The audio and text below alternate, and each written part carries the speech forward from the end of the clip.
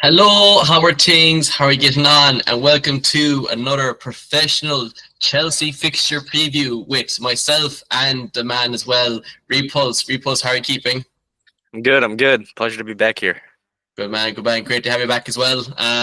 So guys, I'll have Repulse's channel link in my description again. Go check him out. Again, goes into a lot more detailed analysis, tactics, and everything else that I ever do. All I do is talk about how much I love Tyreek George and Trevor Chalobah and give off about Garnacho. So if you want more detail, go and check out Repulse's channel.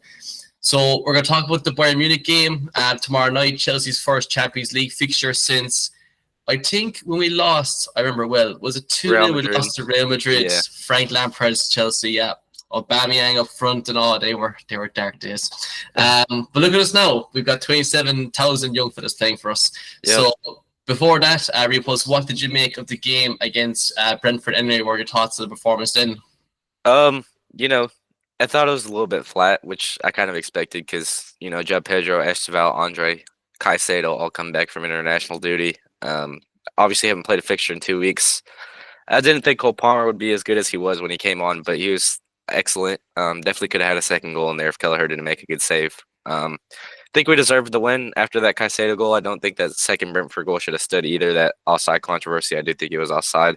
Um, I think Garnacho was bright attacking wise when he came on, just didn't really put in an effort defensively. So, kind of a mid performance, but definitely showed flashes of potential there. But, I thought it was a good all around performance. Haven't really won in the G Tech for a couple of years now. I think it's been 3 straight draws there. So, if you wanted to bet a draw, I think you'd bet the house on that. But, definitely hope we kick back on in the league. Got Manchester United this week, and then I think Brighton the next week. So definitely have potential to get some points racked up there.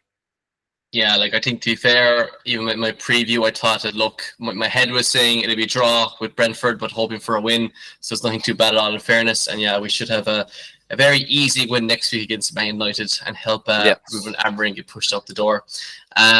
But yeah, very good. I thought the same, to be honest. So for Bayern Munich, I'm not going to lie, I haven't watched Bundesliga since the COVID lockdown, when Bundesliga was the only league Yeah. for those 2 or 3 weeks. I know plenty about Harry Kane, we know plenty about Luis Diaz, and we know plenty about old Nicholas Jackson.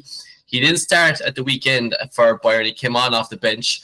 So I don't know how much a factor he's going to be in the game, but obviously Bayern are one of the big juggernauts in European football. So I suppose, what are your kind of thoughts, like how we should kind of maybe line up? We will have changes compared to the game against Brentford, but I suppose how you line up, I suppose, any weaknesses in Bayern Munich, or how we should probably best play, considering that we are away to a massive team.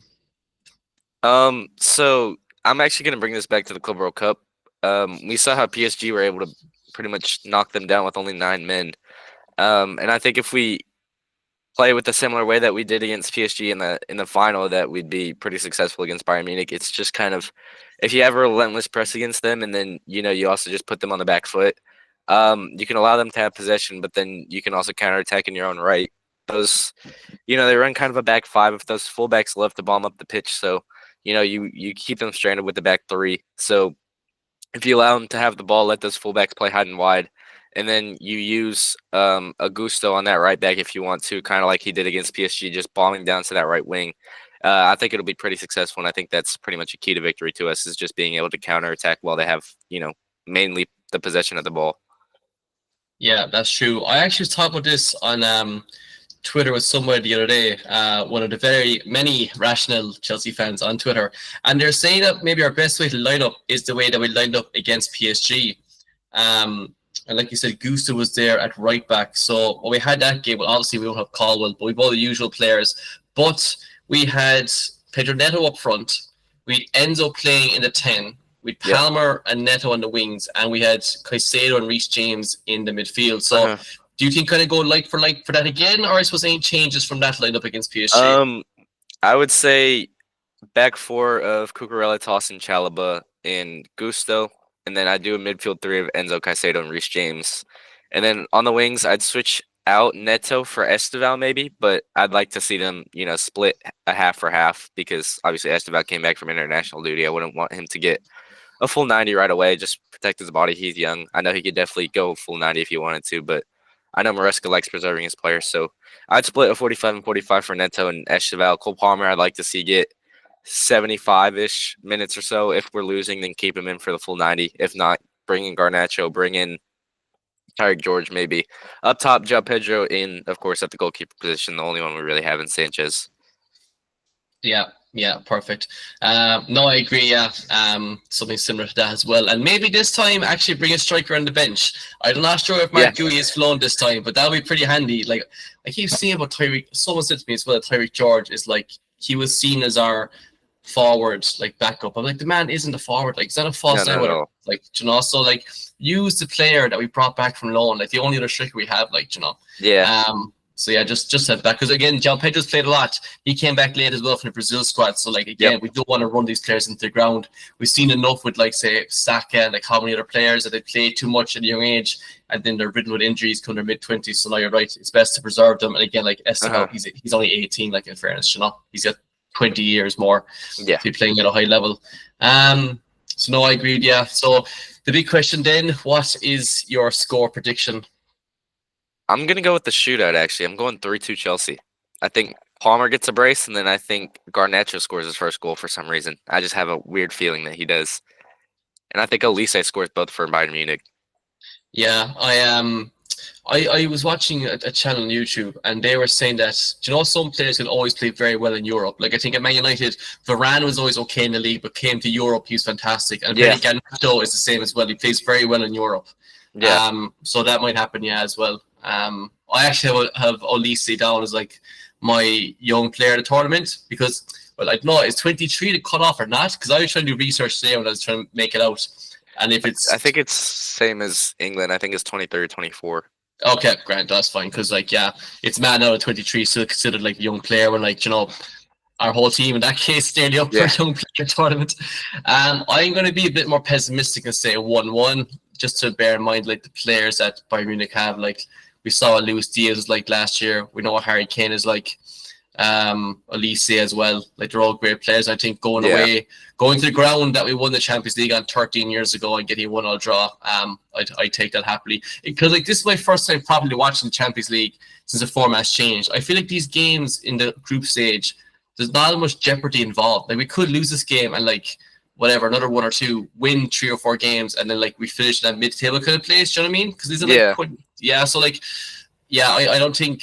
Yeah, there's no need to go all out attacking. Well, for your predictions, be all out attacking, which would be great to watch in fairness. But I think it might be 1-1 to be honest. I don't even know who else we really have lined up for the rest of the Champions League. This format confuses me. But yeah, they're good to be back in the Champions League. It's been a while, a lot of change since Chelsea were last in Champions League. So, so that's all good. Anything else you want to touch on or mention or talk about how terrible Gyökeres was today for Arsenal? He was awful. Tottenham was scored already. I just saw that. In the 4th minute. I saw the two. I saw like a quick highlight thing of Gyökeres and his 2 woeful headers he put wide. Yeah, no, he was absolutely awful.